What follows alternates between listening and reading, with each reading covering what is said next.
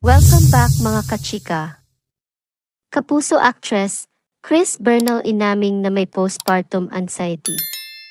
Matatanda ang ikinasal sina Chris at Perry noong 2021 sa isang simbahan sa Makati City.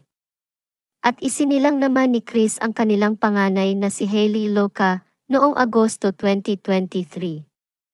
Emosyonal ang aktres nang ibahagi niya ang tungkol sa kanyang postpartum anxiety nang manganak siya sa panganay nila ni Perry Choi na si Hailey. Hindi raw niya inasahang ganon kahirap ang pagdaraanan dahil na-enjoy niya raw ang pagbubuntis. Inamin din niyang nahirapan talaga siyang mag-adjust.